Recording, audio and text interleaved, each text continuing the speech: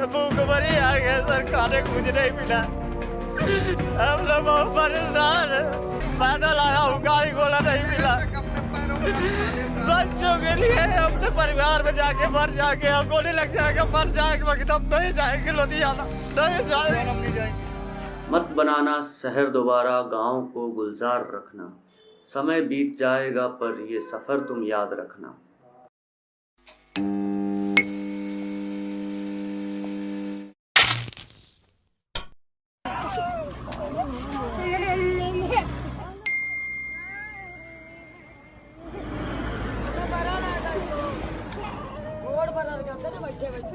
सही चल रही, बैठे बैठे टूंगरा लग रहा। चल बेटा चल। गेस कीजिए इस बच्ची की उम्र क्या होगी। कहाँ से है बेटा? गुड़गांव से। गुड़गांव से? तो कहाँ जा रहे हो?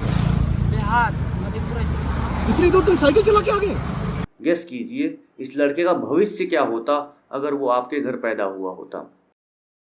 महसूस कीजिए इस माँ के दर्द को जिसे ना कोई हॉस्पिटल नसीब हुआ ना ही कोई सरकारी मदद। गेस कीजिए इस आदमी की मंथली सैलरी और ये पैसे कमाने कहाँ से आ रहा है।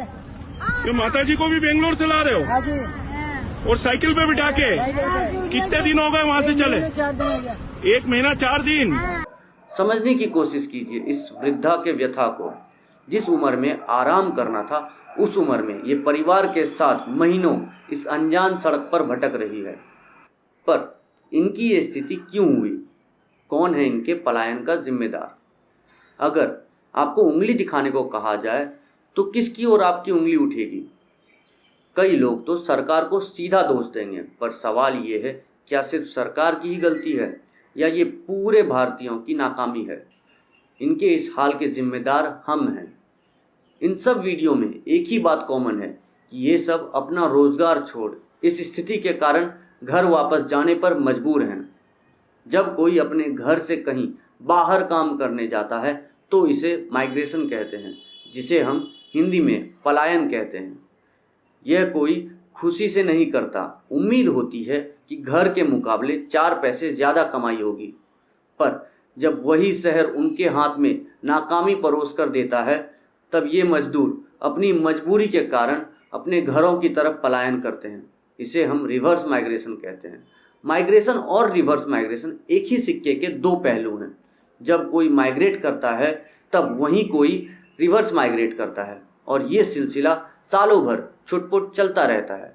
पर लॉकडाउन की वजह से ये रिवर्स माइग्रेशन अपनी चरम सीमा पर है, जहां हम हर दिन देख रहे हैं कि लाखों लोग अपने घरों की तरफ वापस जाने के लिए निकल पड़े हैं। नमस्कार, खुशामदीद। नज़रिया एक ज़रिया के इस सेगमेंट में हम इसी रिवर्स माइग्रेशन की बात करने वाले हैं।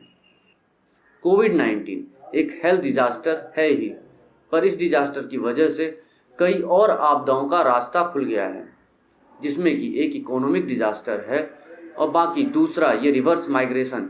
अब आप कहेंगे लो, एक आपदा से निकले नहीं कि बाकी आपदाओं से घिरने की बात कर रहा है, भला ये कैसे? ये समझने के लिए हम आपका ध्यान फिर से रिवर्स माइग्रेशन की तरफ लाना चाहेंगे। हम जिस रिवर्स माइग्रेशन की बात कर रहे हैं वो कोरोना वायरस की वजह से हो रही है। अब ये एक मल्टीप्लायर की तरह है। कोरोना वायरस को कंट्रोल करने के लिए लगे लॉकडाउन की वजह से सारा रोजगार बंद पड़ा है और इनफॉर्मल सेक्टर वालों की तो नौकरियां ही छिन गई। कमाई का कोई साधन नहीं, एक वक्त की रोटी तक नसीब नहीं। अब ये घर ना जाए तो क्या करे? अब जैसे तैसे घर की ओर निकल पड़े हैं, जिससे इस वायरस के स्प्रेड होने का खतरा बढ़ गया है, जो कि हेल्थ डिजास्टर का एक नया रूप धारण कर सकती है और ग्रीन जोन्स भी अपना रंग बदल सकती है। पर यह स्थिति इतनी क्यों बिगड़ गई? जहां मोदी सरकार इस महामारी से निपटने के लिए पूरी तैयारी कर बैठी थी, उनसे हमारे ये लोग कैसे छूट गए? हर बार की तरह उद्योगपतियों, मिडिल क्लास जनता और फॉर्मल सेक्टर वालों का पूरा ध्यान रखा गया। उनके लिए राहत पैकेज, रेगुलर सैलरी और अनाज का पूरा जुगाड़ किया गया और हर बार की बजट की तरह इस बार भी हमारे प्रवासी मजदूर को सब भूल गए। उद्योगपतियों को राहत दी गई कि उनका बिजनेस ना डूबे। मिडिल क्लास को रेगुलर सैलरी दी गई कि वो अपना घर चला सके। लोकल्स को मुफ्त अनाज दिया गया कि उनको भूखमरी का मुंह नहीं देखना पड़े। पर उनका क्या, जिनके पास ना नौकरी है ना कोई लोकल राशन कार्ड? इन लोगों को कैसे भूल गए? ऐसा नहीं कि हमारे देश की जीडीपी में इनका कोई हाथ नहीं। International journal of managerial studies and research के 2016 के डेटा के अनुसार अनऑर्गेनाइज्ड सेक्टर का एनडीपी में योगदान 60% रहा है और लगभग 25 से 40% योगदान रहा है इंडिया के जीडीपी में। तो ये आज भुखमरी की कगार पर क्यों खड़े हैं? देश की दशा जो आज है वो शायद अब किसी से नहीं छिपी है, लेकिन क्या कारण है कि आज मजदूर ये कदम उठाने के लिए मजबूर हैं? आखिर क्यों वो अपनी जान हथेली पर रखकर वापस अपने गांव जा रहे हैं? उनसे पूछने पर मजदूरों का ये कहना है कि उनमें से कई तो 3-4 दिनों तक भूखे रहने पर मजबूर थे, तो किसी को मकान मालिक ने घर से धक्के देकर निकाल दिया, और कुछ जो अपने ठेलों पर सब्जियां बेचा करते थे उनके ठेलों को पुलिस नाले में पलट दे रही थी। ये कोरोना वायरस से संक्रमित होते या नहीं इसका पता नहीं, लेकिन भूख से जरूर मर जाते। वहीं हमारे लोकतंत्र के चौथे स्तंभ पत्रकार जगत के लोग इनके अस्तित्व पर ही सवाल उठा रहे थे। वर्ल्ड बैंक के हिसाब से भारत में लगभग 4 करोड़ इंटरनल माइग्रेंट्स इस आपदा के दौरान आर्थिक परेशानी में हैं। हम कुछ पत्रकार, सोशल एक्टिविस्ट और एनजीओ के ऋणी हैं जिन्होंने इस मुद्दे को जनता के सामने लाया और हर किसी का ध्यान इस ओर आकर्षित किया। अच्छा लगा जब हर राज्य की सरकार इन्हें घर लाने के होड़ में लग गई, पर जुगाड़ भी बिना सोचे समझे ही किया। सामान्य दिनों में भी ये लोग अपना टिकट 500 से 1,500 रुपये एक्स्ट्रा कमीशन देकर कटवाते हैं। कई बार तो टिकट का कमीशन टिकट के एक्चुअल प्राइस से भी ज़्यादा होता है। वो लोग इस अफरा तफरी के समय में किस एजेंट को पकड़ने जाएं, और इस सेवा का लुत्फ वही उठा सकते हैं जो आज भी शहरों में रुके हैं और अपने घर जाने का जुगाड़ ढूंढ रहे हैं। पर उनका क्या जो सड़क पर निकल चुके हैं, कोई 3 दिन से तो कोई पिछले 1 महीने से चल रहा है। क्या वो वापस दिल्ली मुंबई जाए, अपना टिकट कटने का इंतज़ार करें? जो रोड पर हैं उन्होंने कई दिनों से कुछ नहीं खाया, तालाब का गंदा पानी पीने पर मजबूर हैं। स्वच्छ भारत के दौर में औरतें रोड के किनारे शौच जाने पर मजबूर हैं। उन बच्चों का क्या जो मीलों भूखे चल रहे हैं और पहले से ही कुपोषण के शिकार हैं? क्या किसी सरकार ने इनके लिए कुछ सोचा है? हमें उम्मीद थी कि हमारे प्रधान सेवक श्री नरेंद्र दामोदर दास मोदी जब अगली बार रात को 8 बजे कुछ ऐलान करने आएंगे तब इनके बारे में भी कुछ बातें होंगी, पर जब वो आए तो इकोनॉमिक्स का एक लंबा ज्ञान देने के बाद 20 लाख करोड़ का एक लेमन जूस चखाकर चले गए। और इसको चखने का मौका भी उद्योगपतियों को ही मिला, लेकिन इस बार छोटे वालों को, जिन्हें एमएसएमई कहा जाता है। हम इस आर्थिक मदद का स्वागत करते हैं जो इंडिया की इकोनॉमी को रिवाइव करने के लिए ज़रूरी था, पर यह एमएसएमई चलेगा कैसे जब इनके मजदूर ही भूख से मर जाएंगे? कई राज्यों ने इन माइग्रेंट्स की अहमियत समझी और उनका पूरा ध्यान रखने का वायदा किया, जैसे कि कर्नाटक सरकार। पर नेताओं की थोथी दलील पर आज लोगों का भरोसा नहीं रहा। वहाँ के मजदूरों के लिए तो ये ज़रूरी था कि वो अपने घर सही सलामत पहुँच जाएं, लेकिन अगर ये मजबूर घर पहुँच भी जाते हैं तो वहाँ करेंगे क्या? अगर उन्हें वहाँ काम मिलता ही तो बाहर आते ही नहीं। ये मजदूर ऐसे राज्यों से है जो आज भी बीमारू राज्य की कैटेगरी में आते हैं। बीमारू राज्य उन राज्यों को कहा जाता है जो देश के तरक्की की रफ्तार के मुकाबले बहुत ही कम रफ्तार पर तरक्की कर रहे हैं। कई राज्य तो आज भी 90 के दशक के ही रफ्तार से चल रहे हैं।